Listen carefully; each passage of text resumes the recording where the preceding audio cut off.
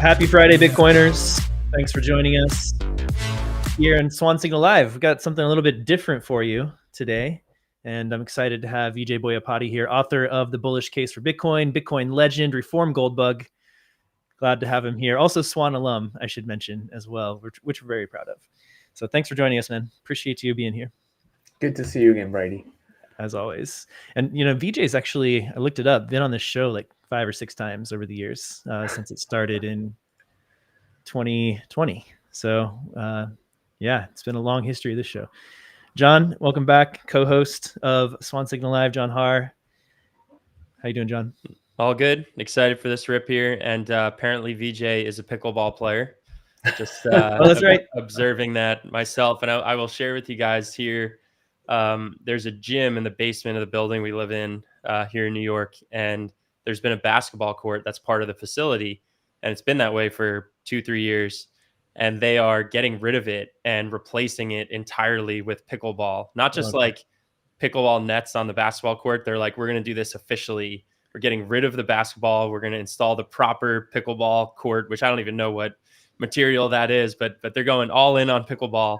And it's caused a lot of debate as to whether that was the right move. It's happening all across the world. Give up basketball, give up tennis, pickleball's here. Yeah, they did it in a park just down the street from us recently as well. It was 2 tennis courts turned into 6 pickleball courts. And I remember there was one woman that went door to door and she was, nostalgia about these tennis courts that she like brought her son up on playing, and he was a really good player. And she, made a very emotional plea to back her up to keep these tennis courts, and they're just, pickleball is just too strong. You can't stop it. Also, speaking of Vijay's shirts, which he always has really good t-shirts. I remember in Santa Monica one time we had dinner. You walked in with a Bluey t-shirt. And if you're a parent out there, you probably, especially of younger kids, you'll know what Bluey is. And the dad character, Bandit, it's an animated show from Australia. And Bandit, a shirt, I think it was, I can't remember what it said on it. It was like Rad Dad. Dad time, Bad Dad, something like that. And I was like, that guy gets it because we were deep into Bluey obsession in our house at that point. Anyway, good t-shirts on top of everything else Vijay does. He's got very good taste in t-shirts. What's harder, convince someone to go from tennis to pickleball or from gold to Bitcoin? Oh, gold to Bitcoin, I think. Tennis to pickleball, that's an easy sell, yeah. And everyone's doing that without being prompted. It's true. All right. Well, we're going to get into the week's news and just see where the discussion leads us. I'm sure we'll find some rabbit holes to dive into. We've got a lot of Vijay tweets from the past couple of weeks. Appropriately, of course, we had to bring in some stuff that he's been thinking about. So we'll start off with this one right here. JPMorgan announced plans to offer clients financing against their crypto ETFs. So using your ETF holdings to basically get a loan. And this is an interesting move, especially coming from Jamie Dimon, who we know has been a huge proponent of Bitcoin over the years. So Vijay, tell us about what do you think about this take? Uncle Jamie, embracing Bitcoin for his clients here, and maybe talk a little bit about your thoughts on Bitcoin being used for lending purposes. Well, the first thing to note is that Bitcoin is pristine collateral. It is the best form of collateral that has ever existed. It has no counterparty risk, which is incredibly important. The same thing is true of physical gold as well, but Bitcoin can be transmitted over the wire. You cannot transmit gold over the wire. It's easy and cheap to take possession of Bitcoin. It has a very deep, liquid, 24/7 market. You can always buy and sell Bitcoin. So it has all the characteristics of being pristine collateral. The thing you want to hold when you're in a financial contract with someone else, so that if things go bad in that financial contract, you can sell the collateral, something Bitcoin, and you can keep yourself safe. So any financial institution is looking for something like that as collateral. JPMorgan has been a huge skeptic. The institution and its CEO have been a huge skeptic of Bitcoin, since it was created. But I think they're coming to recognize that Bitcoin is pristine collateral. It's the best form of collateral, and given that it is the best form of collateral and their clients own it and are asking for access and exposure to Bitcoin, they're realizing, hey, we can offer some financial products around this. And one of them is loans, taking a loan against your Bitcoin and then using that to spend, which is, a trick that wealthy people have been doing for a very, very long time. They have an appreciated asset. They don't want to sell it. They just borrow against it. And eventually when they die, they give the asset to their heirs, and their heirs get a step up in basis. So this is really integrating Bitcoin into the financial system in a way that's been done for all sorts of other financial instruments and assets, and allows Bitcoiners now to get liquidity without selling their Bitcoin. So I think it's a really big step, and it's a recognition by some of the biggest skeptics of Bitcoin that Bitcoin has these properties that make it really ideal in the financial system. Yeah, John, what are your thoughts? I think that nails it. I would say it. It's. I think this is definitely the direction we're going with firms like JPMorgan treating the asset more seriously. In the announcement, I will just highlight that they said they want to do it for institutional clients, and by the end of the year. So this is one of those things where it's not. Let me just see if does it say institutional? This one, okay. I saw another one that said institutional clients. This says trading and wealth management clients. Anyway, my point was going to be that this is not like clients of JP Morgan tomorrow can go do this. This is something that they plan to do and implement. So it's not like live yet, but this is definitely the direction that we're heading. I'm sure it'll be for a subset of their clients at first. But as Vijay laid out, this is the direction it's heading. An asset like Bitcoin is pristine collateral, whether the haters like it or not. So I think you're just going to see more of this from big financial institutions. And one other point can I make, Brady? Yeah. This is all organic. This is all bottom up demand. Like JP Morgan, Goldman Sachs, these institutions aren't from top down saying, hey, what's our Bitcoin strategy? What do we do here? What products should we offer? Is this coming from their clients? Their clients are saying, why can't I get any exposure to Bitcoin? I'm a client of yours. I'm, an ultra high net worth individual. I want Bitcoin as part of my portfolio, and you guys are not supporting that. They're not doing it out of the goodness of their heart. They're doing it because their clients are pressing them for it. And it looks bad. It looks bad to be, the financial institution that doesn't allow your clients to get access to Bitcoin. So that's why they're coming around to this. It's just organic bottom-up demand from their clients. All right, so I have some Bitcoin, and I'm looking to, let's say, take some time off of work. Right, I've been working really hard. Bitcoin's appreciated. I want to use it for some freedom, right? That's one of the main reasons people buy it, right? I want to get my time back, freedom, as that, defined that way anyway. So I don't have any income to make payments on my loan. Can we use Bitcoin in that, or to lend in that way, or you have to have money to pay on these loan payments, right? Yeah, I mean, you take a loan against your Bitcoin, you've suddenly got a big chunk of cash. You can actually use some of that cash to make the interest payments. But eventually, yeah, you need to service the debt. You need to have some income. Or the other thing that you can do is wait long enough for Bitcoin to appreciate. Yeah, and then you can sell, a smaller amount of your Bitcoin, or you can take a loan against the more appreciated Bitcoin, the remaining Bitcoin that you have, and use that to pay down the prior loan, and just kind of you can roll your loan. If you have an asset that's continuing to appreciate, you can continue to roll the loan and take the loan against the appreciated asset. The thing that's a little bit scary is that, if you, depending on the term of the loan, you don't want to take a loan against something that drops, significantly in value, because then you can have a margin call. So it's not riskless. It's not something that is completely stress-free. And for some people, it may not be the right fit. But if you have a long enough time horizon and you can get a long enough term for your loan, it's probably a good fit for a lot of people. Yeah. Yeah, the time horizon, the long enough term is key there. And I've seen some loans where you don't have to make monthly payments. For instance, you can just pay at the maturation date of the loan, which is an interesting option. So yeah, you can play that game. And if you don't, if you only use a small portion of your Bitcoin to secure a loan and something, happens to Bitcoin, you have, plenty of other Bitcoin left, 90% of your stack or something, you can always liquidate that if it doesn't work out for you, I guess. So you have a safety net. Yeah, and one extra thing I wanted to say is that Bitcoin becoming integrated into the financial system. I know this isn't, something that hardcore libertarians necessarily like, but to me, this is part of adoption. You can't stop it happening, and it's a good thing because it's like the Trojan horse entering Troy. Bitcoin is the Trojan horse, and they're kind of letting it into the financial system, and then we take over Troy. But one of the benefits of being in the financial system is that you have a whole range of products which are not really well developed in the sort of physical Bitcoin space outside of the traditional financial system. And you have lower borrow rates as well. Like if you're taking a brokerage loan, you're paying like 5 or 6% interest.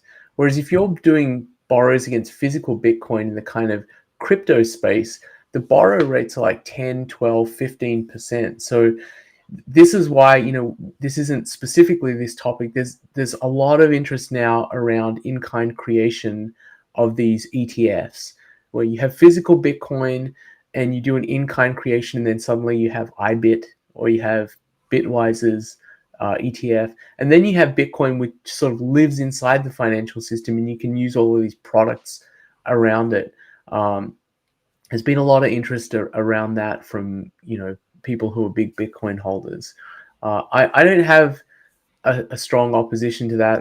I'm a libertarian, but I think this is part of the financialization of Bitcoin. It's inevitable, and I think it's a good thing in a lot of ways because it provides some flexibility that you can't get outside of the TradFi system. Brady, can I pose a question to Vijay that he just made me think of? Of course. So you mentioned, libertarians may not like this type of adoption, and it made me just think, and I'm curious to hear your perspective, Vijay. I heard someone characterize, and these are obviously painting with broad brushes, but I think there's an interesting thread to pull on here. If you look at like the waves of adoption in Bitcoin's history, obviously it started with like hardcore cypherpunks, like, right, even more hardcore than your average libertarian. So let's say that was the very beginning. How would you characterize like each wave? And let's say the waves are like 2013, 17, 21, and now. Would you say there was like a core group that came in during each of those waves? I mean, the ones I can think of, but obviously I want your answer, is like tech-minded people, libertarians, macro investor types. Like, how would you characterize the big people that came in each wave? Yeah, I think you nailed it, John. I think you already said it. The first wave was really cypherpunks and the extremely hardcore libertarians / anarchists. And then I'd say that's like 2009 to 2012. Then the next wave, the sort of 2013 to 2017 period, I'd say, is like people who are libertarian who had an ideological affinity towards Bitcoin, but maybe not as hardcore, just like people who, like freedom. There are a lot of people who kind of lean libertarian, but are not, super strong ideologically. We need to destroy the government types, and we need to create a system that will destroy the government. I think that was the next wave. Then after that, I'd say it was kind of the intrepid tech investor, the kind of person who hears about Bitcoin on Hacker News. They may not necessarily be libertarian, but they're interested in the technology. And those kinds of people also a lot of them were interested in Ethereum because it seemed like cool tech. So that Silicon Valley types, I would say, would characterize the next wave. Then the wave after that, I'd say you're starting to get like the first wave of regular retail investors who are just normal people, don't have any ideological position, are not really technologists or anything like that. And this wave, I'd say you're getting the first like real normies plus institutions coming in this cycle. I think we're seeing some pretty significant institutional adoption and pretty significant early majority adoption. And I think the ETFs are a really big factor in that because it dramatically reduced the barrier to entry. You could say, hey, for the average person going to Coinbase or going to Swan isn't that difficult, but it actually is. Like, for people who are boomers, a lot of them, the concept of a wallet alone is like overwhelming. Like, what is this? What does this mean? But a brokerage account, most people can figure out a brokerage account and going in and buying a stock. So Bitcoin being made into an ETF, or sorry, having an ETF Bitcoin product, I think really lowered the barrier to entry and paves the way for the next big wave of adoption, which will include the late majority.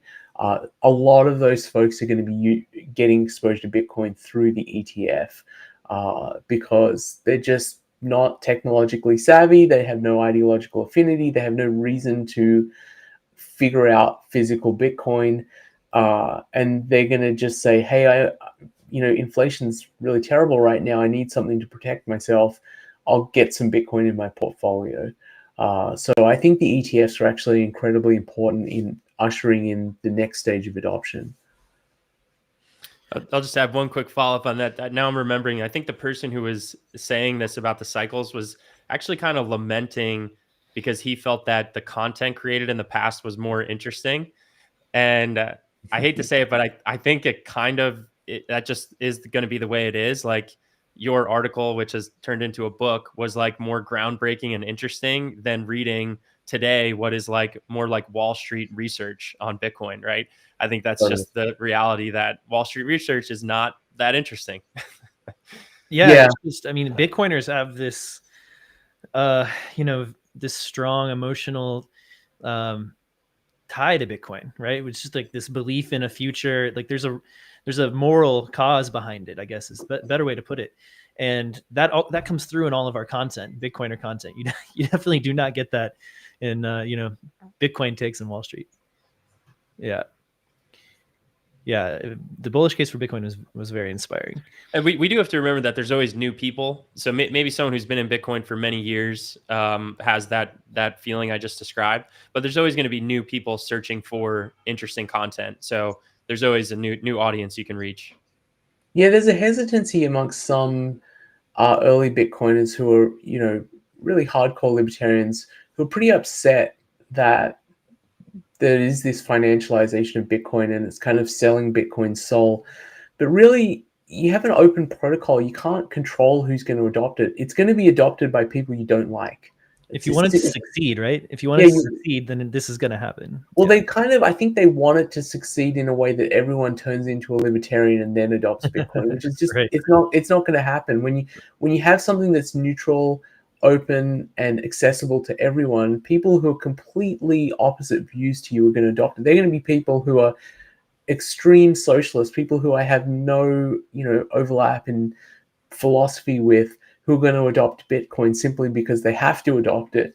And I think that's actually a good thing. That's what ideal money looks like. It's a tool for enemies. It's people who normally wouldn't be able to interact with each other have a tool in which they can peacefully interact, and allows commerce between them. So Bitcoin's doing what it should be doing, and as adoption grows, you're going to see things like the financialization of Bitcoin. It's just inevitable. All right, we're going to spend some time talking about gold. As I said at the top, and Vijay self-proclaimed him right before we joined the show himself as a reformed gold bug.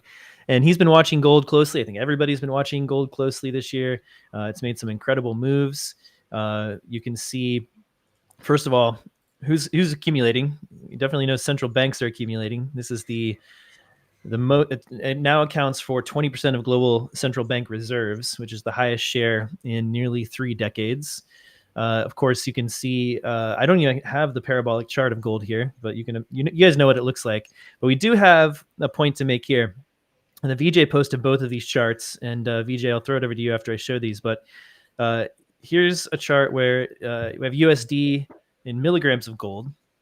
Right, this goes back to the late 90s, peaks in 2001, and is just dropping like a stone since then.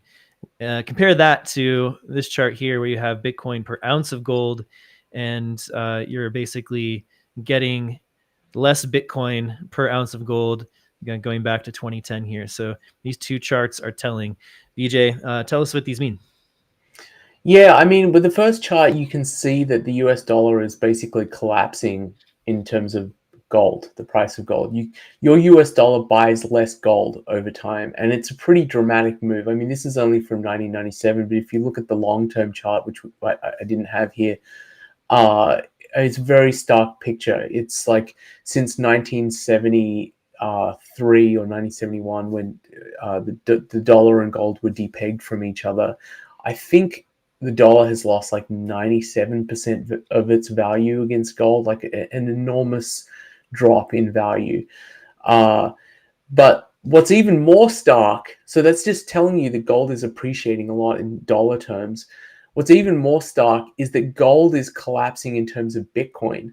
So the amount of gold you can buy for one Bitcoin has risen dramatically. Like one Bitcoin back in 2010 would get you like less than one gold coin. Now one Bitcoin will get you, 30, what is it, about not quite 30, but it'll get you like a lot of gold coins. So if you were then to sort of back this out to dollars, you'd see that the dollar has collapsed even more in an even more extreme way against Bitcoin than against gold. So everything is dropping dramatically in gold terms, and when you measure the value of anything in in Bitcoin terms, you realize the only asset you really want to hold is Bitcoin, and it makes it look like every other asset is underperforming massively. Now, one thing Peter Schiff says is look at the value or the price of the stock market in gold terms. It hasn't gone anywhere, which is another way of saying that is that there hasn't been any real appreciation. If you consider gold money, as gold has been money for thousands of years, the stock market hasn't really appreciated in any meaningful sense. It's just kind of an inflationary increase. But it's even more extreme in Bitcoin terms. The stock market not only hasn't gone up, it's gone down dramatically in Bitcoin terms. So if you have held the S&P, you've lost a lot of value in Bitcoin terms. So if you consider Bitcoin money, then you've been losing big time being in the stock market. You've been losing big time being in gold. You've been losing big time being in anything other than Bitcoin. And eventually, a lot of Bitcoiners realize this. And then once that light bulb goes off, there's this kind of mad panic to get as much Bitcoin as possible, as quickly as possible. So I think that's what these two charts, when put next to each other, illustrates.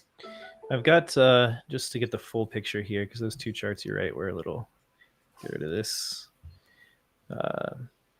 Here's gold in dollar terms. This goes back to early 70s. And you can see what Vijay was talking about there. And then we have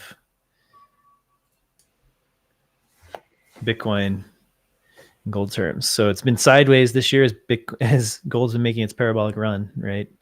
But you can see since 2013 the trend here. They really want me to subscribe and turn off my ad blocker. Ain't gonna happen. All right, let's see. Anything there, John? Before we're gonna keep talking gold, but let's go on to the next one. I think Vijay covered it. Yeah. Okay. So I think this is the good sort of the wrap up here, right? Is gold showing us something very important. A $20 trillion asset can have a parabolic move, right? So this is, and you can imagine it's kind of intuitive when you have an asset that big and it's such a much larger percentage of the total pie. It is harder to get it to make a parabolic move, but it can, and we're seeing it right now. Whereas Bitcoin is a $2 trillion asset. So if you don't think it can double or triple within a few months and massive parabolic moves, then you do not get it. That was from Vijay. Okay. So let's talk a minute about exponentials since we're on the topic here. This is a tweet from Geiger Capital. 1 million seconds ago was October 11th. 1 billion seconds ago was 1993. a trillion seconds ago was 30,000 BC. And we're talking here about the national debt, but I think it's also important to think about, exponentials in terms of Bitcoin price appreciation as well, as Vijay was saying. And we just don't intuitively understand or get this. We think our brain thinks linearly. Another example I've heard a lot before is folding a piece of paper. It's like 40 times. If you fold the paper just 40 times, the width of it, the thickness of it will get you to the moon. And then 51 times will get you to the sun.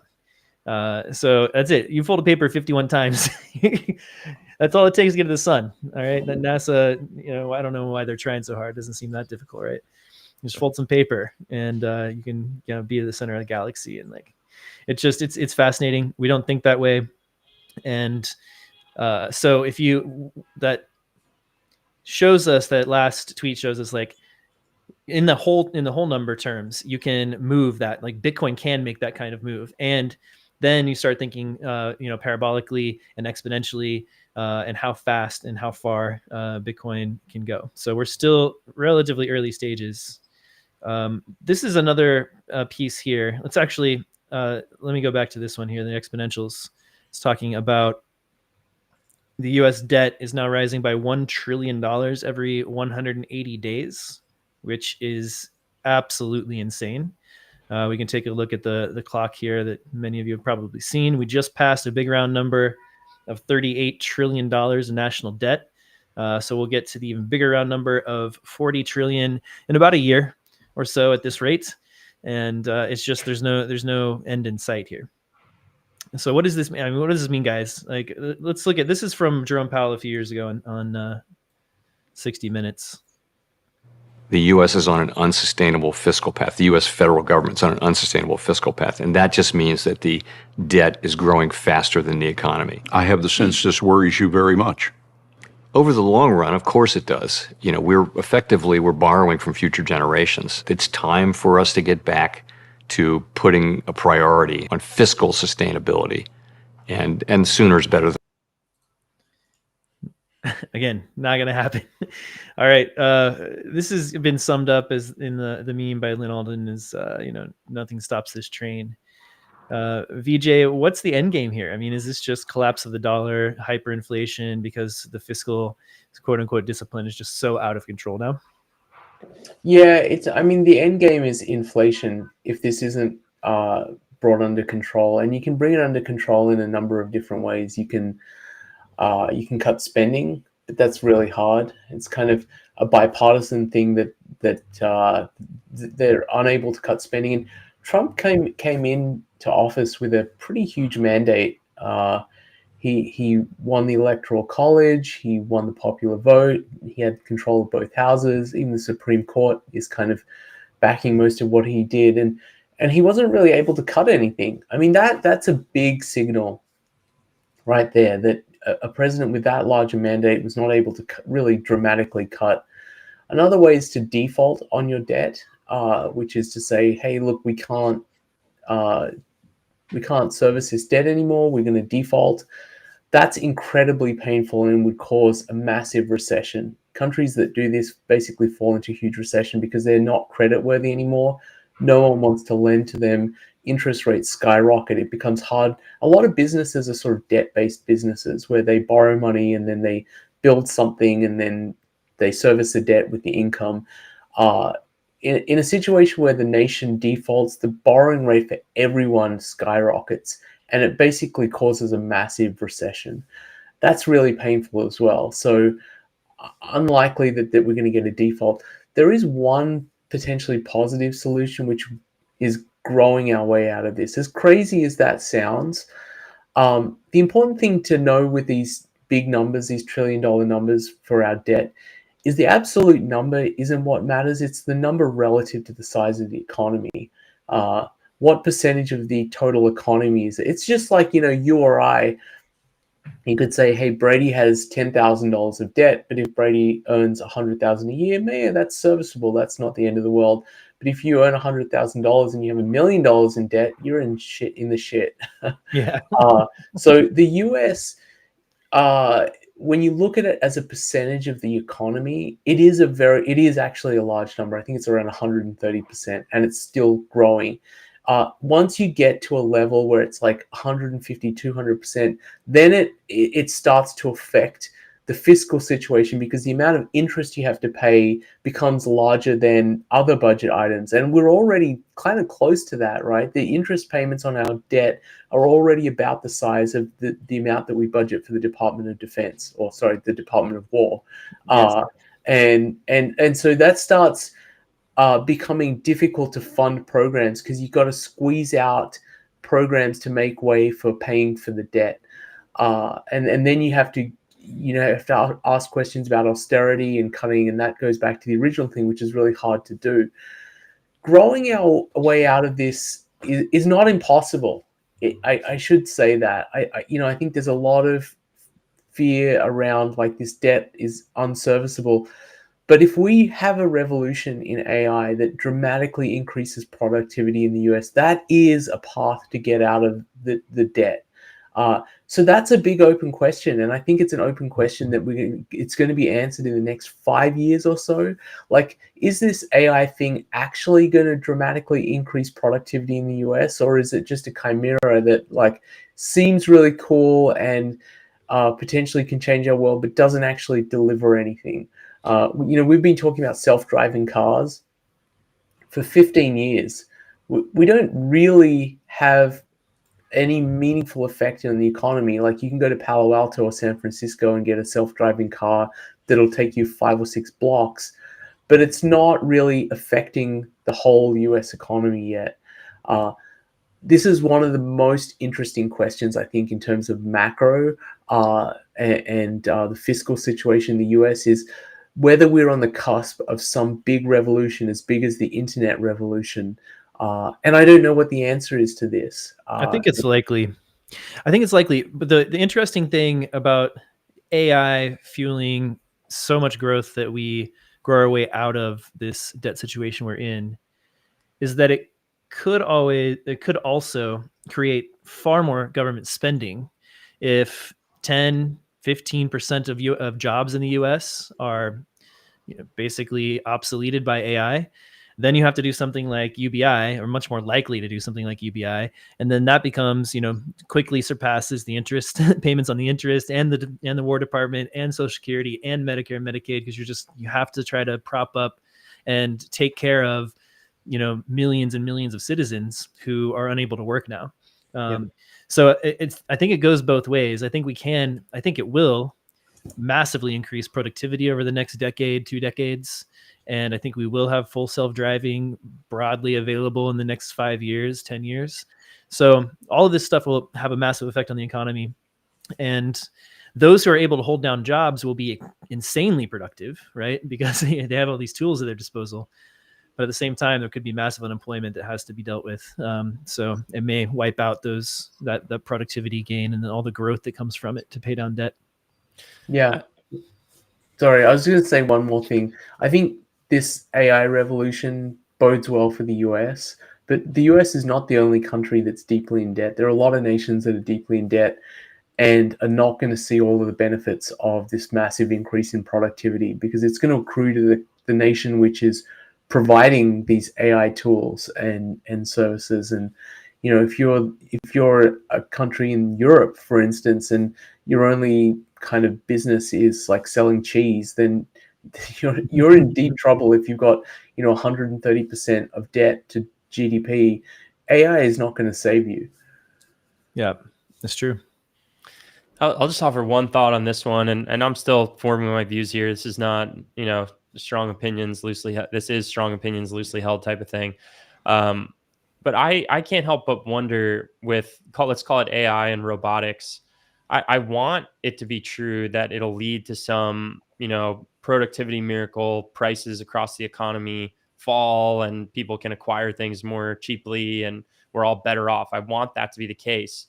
But I can't help but think, what are the 3 main categories that the American household spends most money on? Their homes, their cars, and food are probably the top 3, right?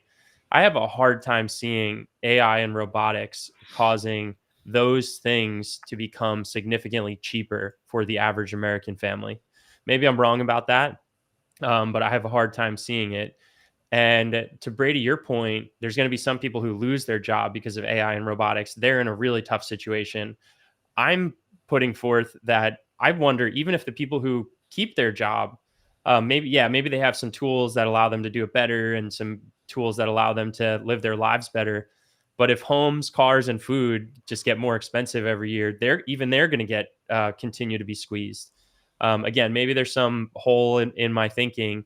I still do believe the corporations who build these very successful AI and robotics tools will be wildly successful.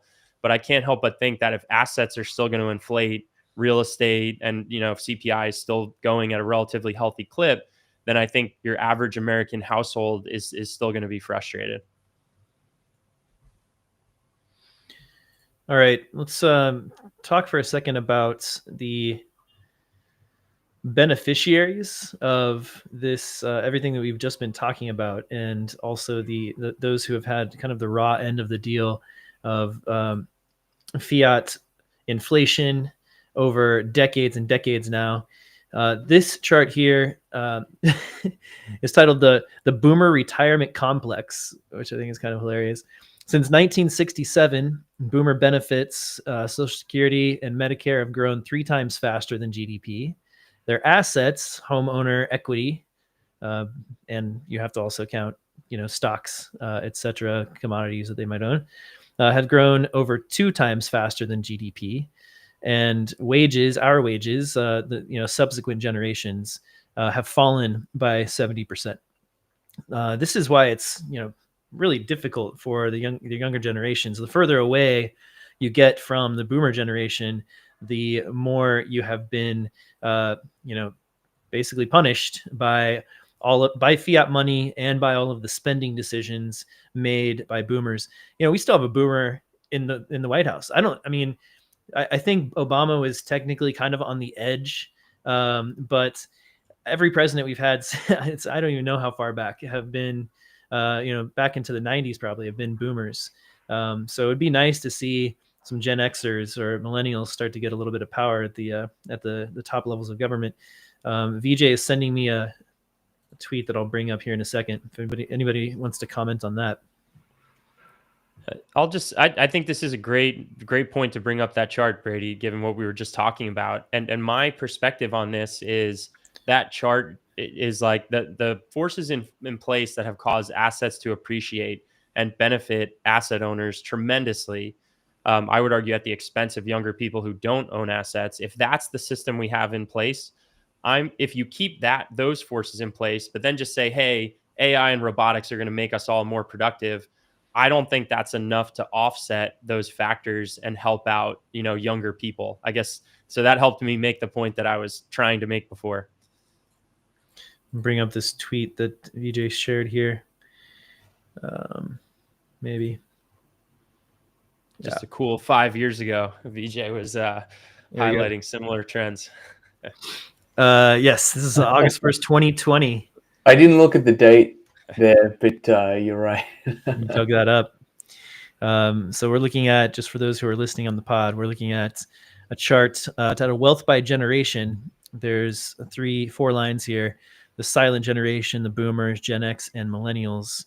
And you can see the Boomers up and to the right, Gen X slightly less up and to the right, Millennials barely up and to the right, tiny bit, just a little bit, and the silent generation is just collapsing down into the right. Is that the silent generation is roughly what years? Is that the generation before the Boomers? And the reason they're collapsing is because they're dying. Exactly. Their wealth is being passed on to their children. So exactly. Yeah. So this has percent of total net worth. Is that of society, basically, of all net worth? Yep. So Boomers have climbed from 20% in 1990 up to 60% roughly now. Gen X owns about 15%, getting up to 20% now.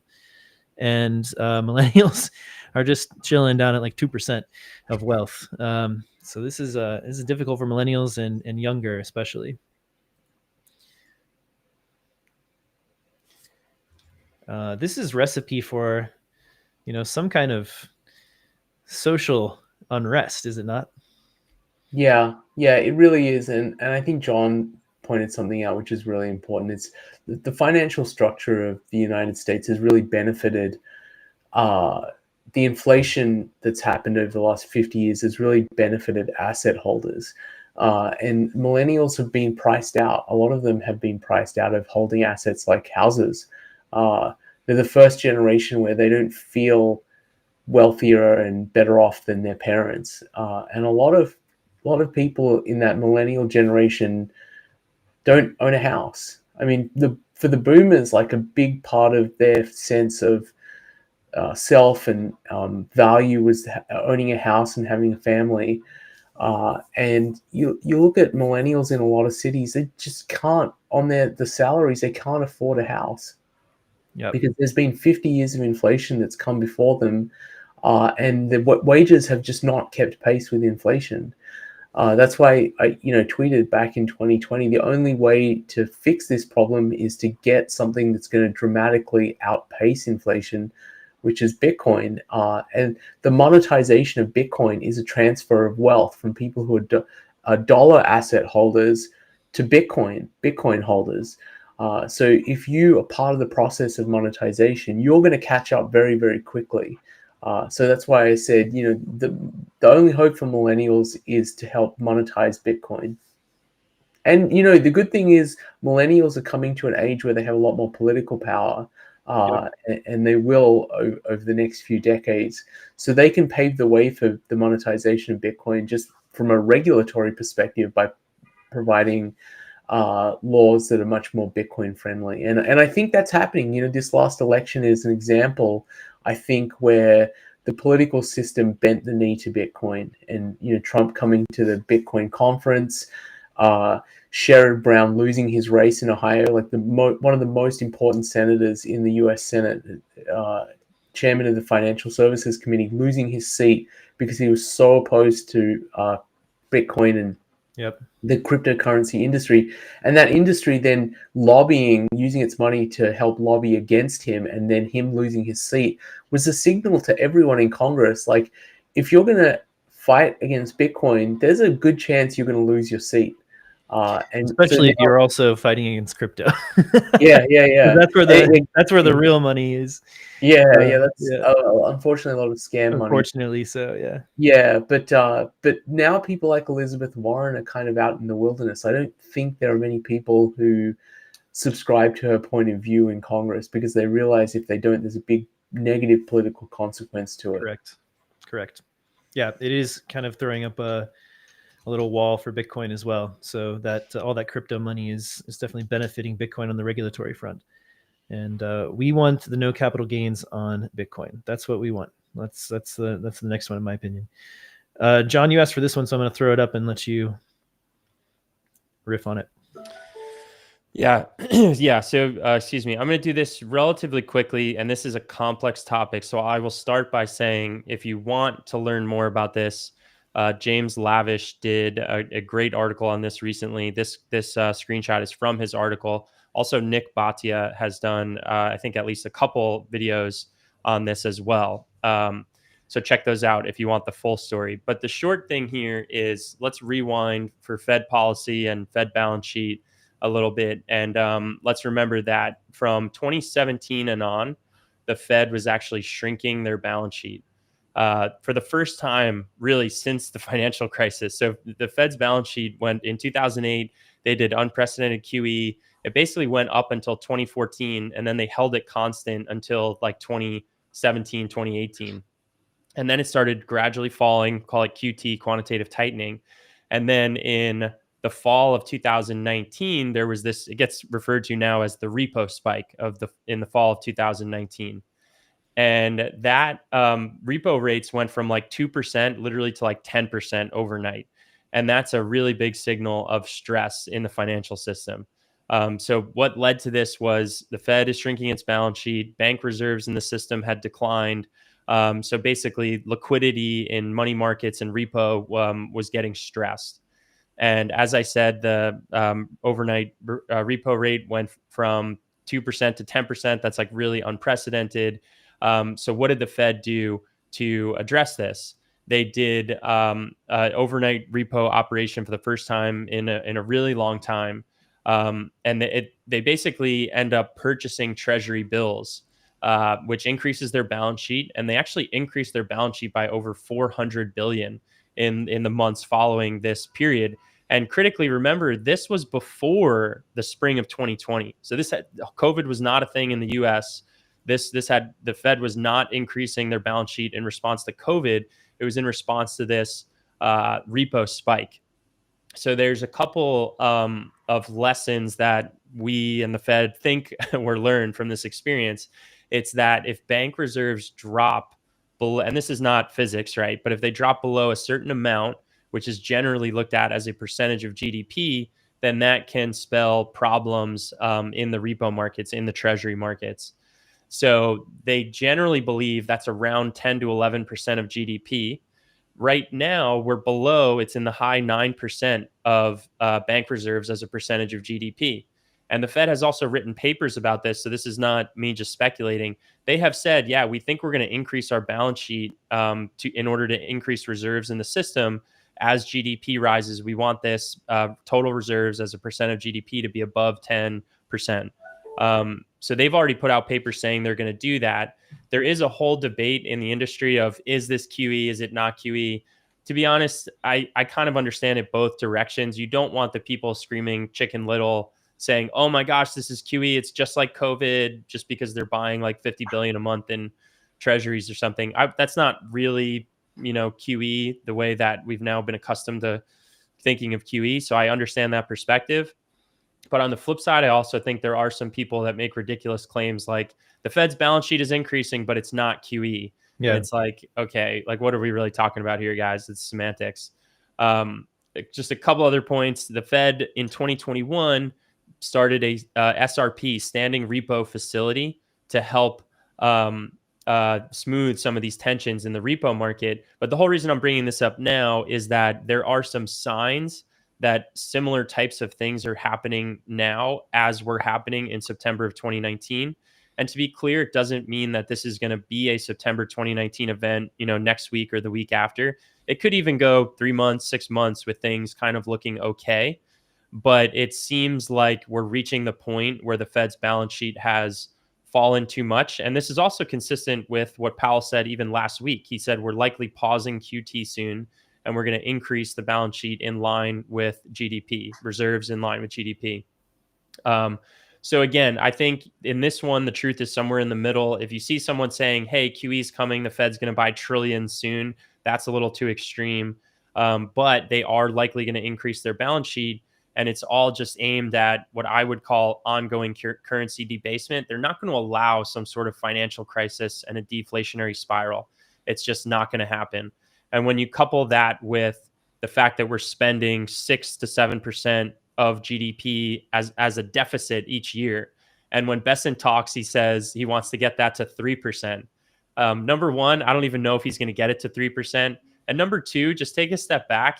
The bull case for him is that he wants to get it to 3%. Like there's no talk of a balanced budget. He's basically saying like the best we can get it to is to still add 3% of GDP to our deficit every year. So you put together Fed policy, you put together Treasury, what they're doing. I think it really, really just points to all roads continue to lead to currency debasement. And I really don't see a significant reversal on the near-term radar here. It's notable here. We should take note that Bitcoin has made this whole move up to 110, what was the high, 126, in a period where we had high interest rates and QT. And that's starting to turn over now. And Bitcoin still is near all-time highs as this is happening. So interest rates are going to be coming down. QE, there's signals that that's coming. And we know what Bitcoin tends to do in that environment. So this is a little different. And I've seen charts where there's, nice. The liquidity environment syncs up well with Bitcoin's runs, as another kind of theory about cycles, or what's driving cycles as opposed to the halving. And it's very interesting. So if we get to a point now where we're hanging out at all-time highs, and we all of a sudden get a flood of liquidity into the market, a good portion of that's going to go into Bitcoin and gold, and and well, it should. So this just, it all comes back to say, I think, Vijay, like, this is not quite the same as we've seen in the past, and we kind of feel this grind happening, steady grind. We're not like, when we do see sharp falls, it's 20-25%, and then we're back up, and that's kind of the max. Do you think, and we've been talking about this on the show, do you think there's kind of a floor? I know you have to take off in a second, but do you think there's like a floor now for these drops, that we're not going to see 80-85% bear markets in Bitcoin anymore? Yeah, I think I would personally be very surprised, given the changing nature of demand for Bitcoin, to see a drop like that. I mean, I think it's still possible to have like a 50% drawdown in Bitcoin. But one thing I want to note about Bitcoin is that while it's gold's closest cousin in the family of global financial assets, the ownership distribution of Bitcoin is very, very different to gold.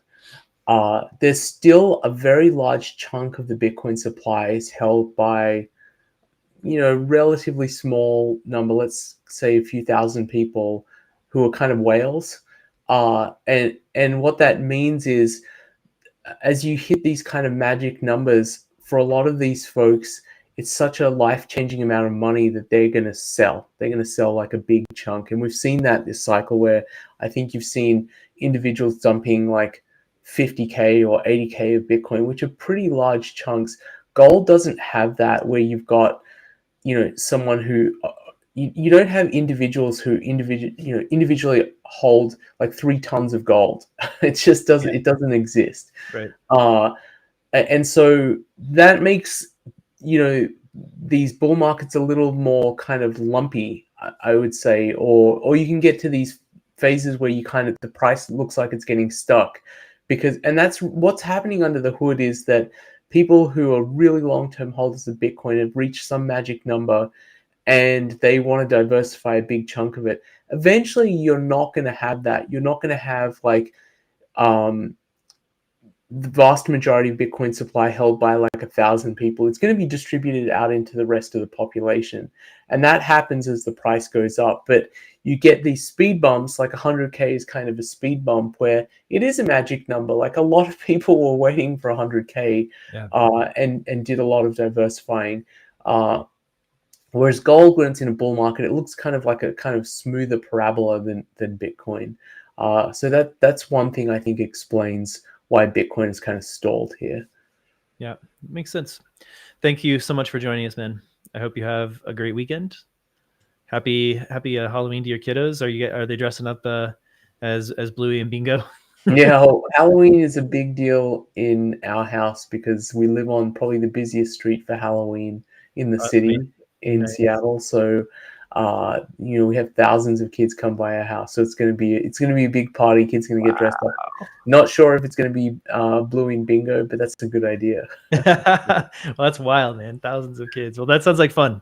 My wife is so into Halloween. If I tell her this, she might literally want to get on a plane and just come up to trick or treat in your neighborhood. So you're welcome to come by. If you do come by, let me know. All right, sounds good, man. Take care. See you guys. Thanks, Vijay. All right,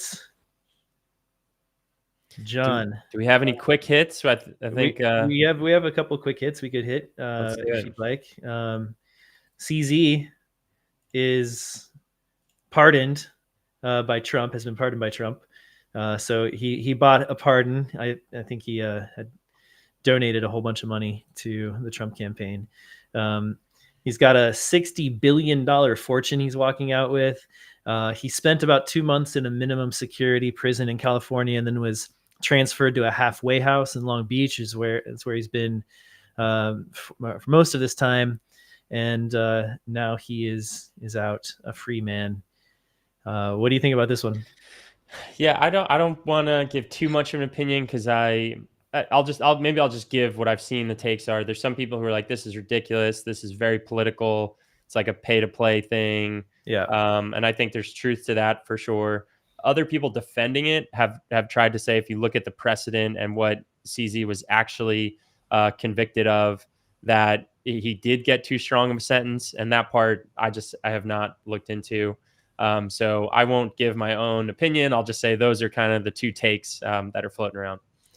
Tucker Carlson said that he's a hard no on Bitcoin, calling himself a gold person. He fears it'll become a scam run by financial elites and politicians to tighten control over society. He doesn't know who Satoshi is, and that was worrisome to him. And he said he grew up in a CIA family, and so his guess is Satoshi was part of the CIA. He did say, it was like a 3.5-minute answer. He did say that something like Bitcoin is important, but he doesn't trust it, which is why he's a gold person. So, Tucker's not there yet. Maybe he won't get there. Yeah, I think the CIA angle to me would be concerning if it was like, hey, the CIA, the NSA can actually break encryption, and the system is not secure. That would be a legit concern. But if it just is like, the part where he says it'll become a scam run by financial elites and politicians. Yeah. If Bitcoin works the way we think it works, then it's immune to that. So I think he hasn't really thought about his own critiques enough yet. Yep. All right. One last one here. Naval Ravikant says that this is a reply to Lynn Alden. Lynn's tweet above said, don't become exit liquidity for coordinated token pumps. She was referring to Zcash. Zcash had a big, huge pump last, 2 weeks ago? Something like that. Naval said, you're the smartest commentator on X about financial markets and Bitcoin, which is right. And it's awesome that Naval's following and watching Lynn. But he also said, you're behind the curve on this one. Transparent crypto won't survive a government crackdown. This is a tough one for me, Brady, because I'm a big Naval fan, and me too. I have to put it in the category of nobody's perfect.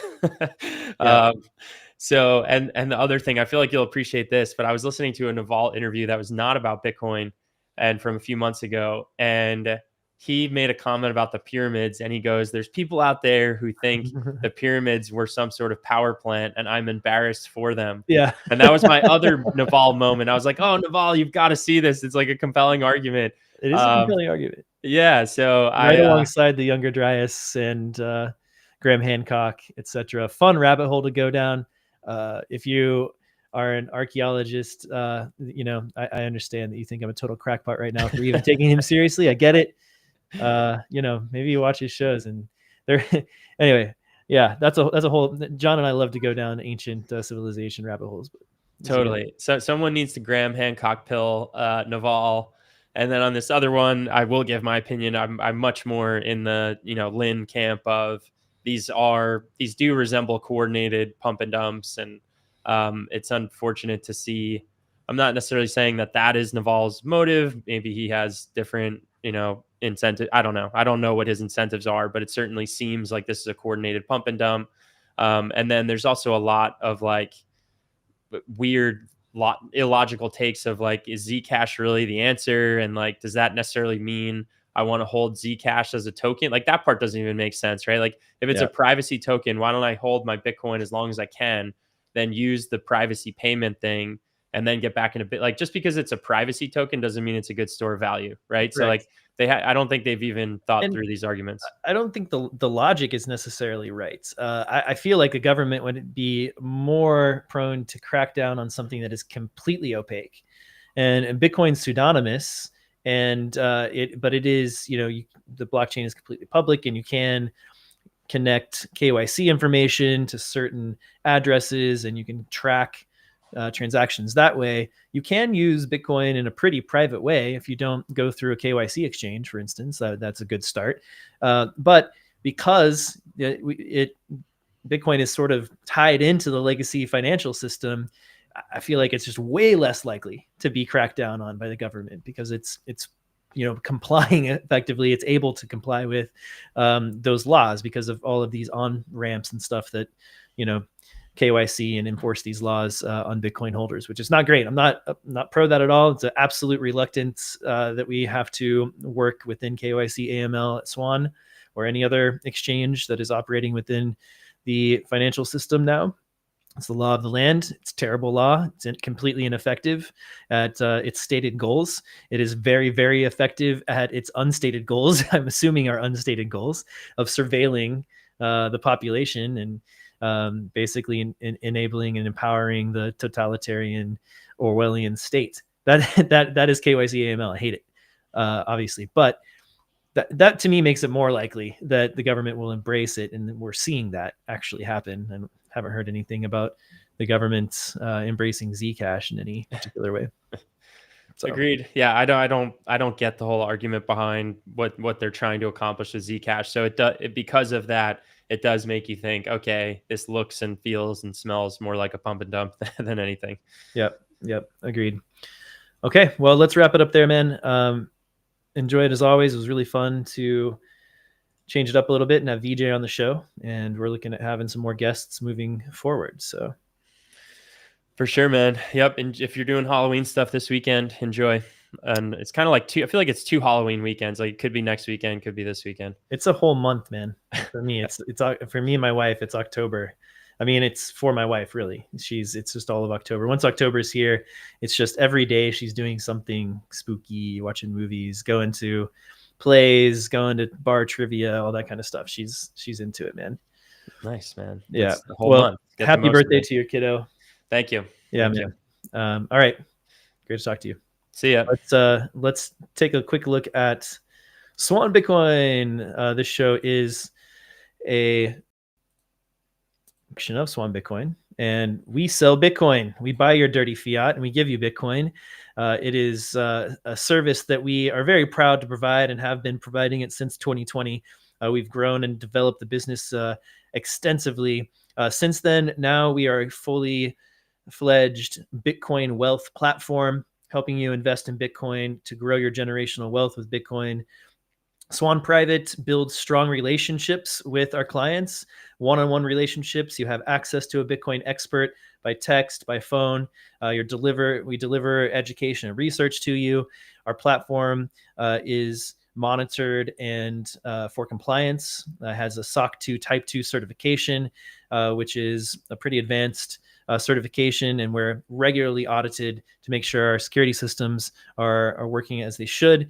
We also throw a bunch of events, which is really fun, and as I mentioned, the research. So we do in-person events, in real life events all over the country, and we also do webinars and other virtual events on a regular basis. We also have a self-custody solution, Swan Vault, which is advanced Bitcoin custody made simple. It is a multi-signature distributed key self-custody setup, but you do not have to go it alone. We are there to help you, and you have a key that's managed in your Swan account that you can use to send transactions, so you don't have to bring both of your hardware keys, which look kind of like a USB key, to the same location. So you want to keep those separate. That's one of the core tenets of a multi-sig wallet. And we also have Swan IRA.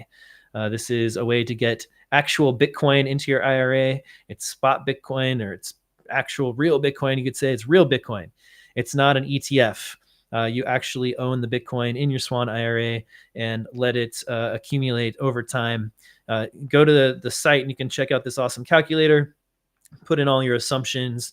You can, decide, okay, here, how bearish and bullish am I? And you can change your mix and your contribution, etc. And you'll see on here the results from the time you were 35 here to 65. You've created, just with 20% of Bitcoin in your IRA, well over doubling the portfolio without Bitcoin. So that's pretty cool. Go to the site, check out Swan Vault, check out IRA, check out Swan Private. We've got these nice little explainer videos here. We've partnered with Blockstream, so you see Adam Back and Lynn Alden here talking about Vault. We've got some of our clients talking about retirement and also about Swan Private. So learn everything you know about Swan, and we would love to help you build generational wealth. We'll see